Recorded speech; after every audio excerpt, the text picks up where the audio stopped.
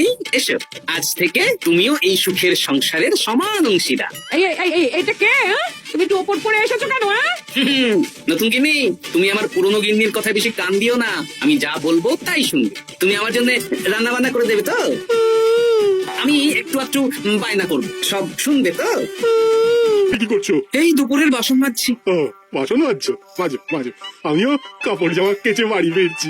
কেন, তোমার আবার কি হল? আর বলো না, একটু ছুটিতে বিশ্রাম নিচ্ছি বা ব্যায়াম করছি, সেসব আমার গিন্নির সহ্য হয় না। কিছু করতে বললেই হু হু করছে। তোমার গিন্নিও হুঁ করছে? শুধু আমার না গো গোপাল, মন্ত্রী মশাই আর রাজবৈদ্যের গিন্নিও। এদের কি একসাথে ছোঁয়াচে হুঁ রোগে পেয়েছে নাকি? তাই তো মনে হচ্ছে সবার গিন্নি শুধু রান্না করছে আর কিচ্ছু কুটোনের দুটো করছে না। হ্যাঁ, আচ্ছা, বুঝেছি। আমরা যে বিশ্রামে আছি সেটা এদের সহ্য হচ্ছে না। কি করা যায় বলো তো? আমাদের বউ যখন কাজ করছে না, তখন নতুন বউ আনতে হবে, মানে আবার বিয়ে করতে হবে। কি যাতা কথা বলছো গোপাল? মানে ব্যাপারটা হলো যে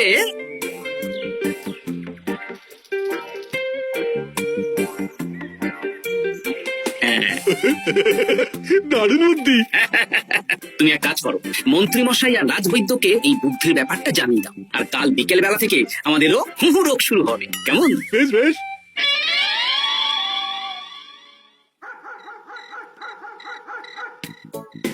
অগিন্নি, বাসনগুলো সব মেজে এনেছি, এবার তো ওঠো, রাতে রান্না করবে তো? এই তো ওষুধে কাজ দিয়েছে। এভাবেই খাটাবো, ছুটিতে বাড়ি বসে পায়ের ওপর পা তুলে খাওয়া বের করে দেবো। হ্যাঁ, তুমি মনে মনে কি ভাবছো আমি ঠিক বুঝতে পারছি। সারা বছর খাটাখাটনির পর আমার এক সপ্তাহ ছুটির সুখ তুমি চোখে দেখতে পাচ্ছ না। কাল খেলা ঘুরে যাবে।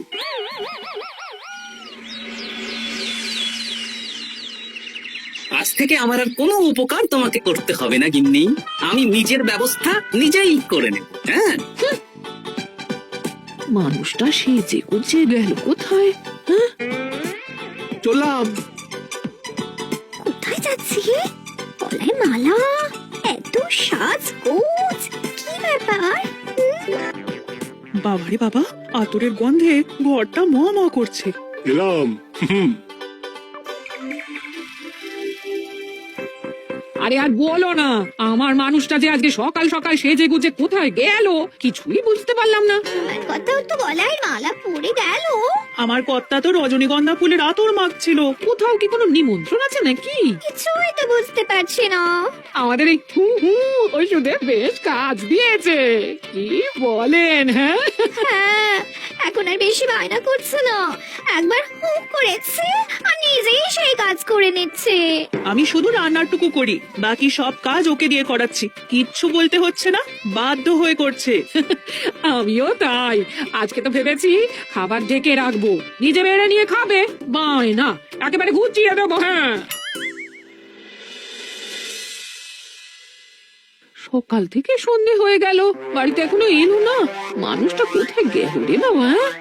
এসো এসো নতুন গিন্নি, এসো, আজ থেকে তুমিও এই সুখের সংসারের সমান অংশীদার। এটা কে?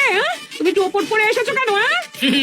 নতুন গিন্নি, তুমি আমার পুরনো গিন্নির কথা বেশি কান দিও না, আমি যা বলবো তাই শুনবে। তুমি আমার জন্য রান্না বান্না করে দেবে তো? আমি একটু একটু বায়না করবো, সব শুনবে তো? তুমি বিয়ে করেছো? ও মা গো, আমার কি সর্বনাশ হলো গো।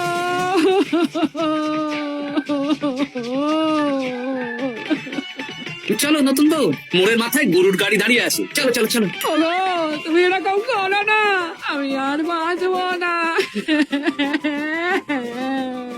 কেন এত কষ্ট দিচ্ছ?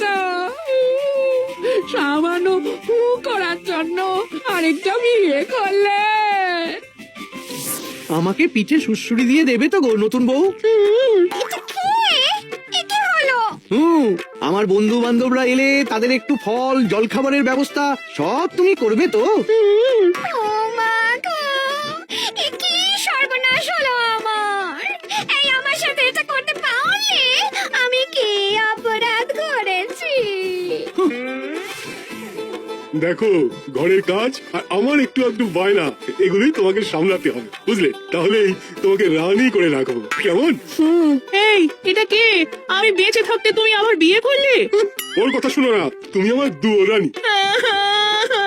এ তো দেখছি বড্ড কান্নাকাটি করছে। চলো দুয়ারানি, আমরা কদিন একটু ঘুরে আসি। চলো এখনই যাব। না না না, আরে ওর কথা শুনো না, আমরা ঘুরবো। মোড়ের মাথায় গরুর গাড়ি দাঁড়িয়ে আছে, চলো চলো।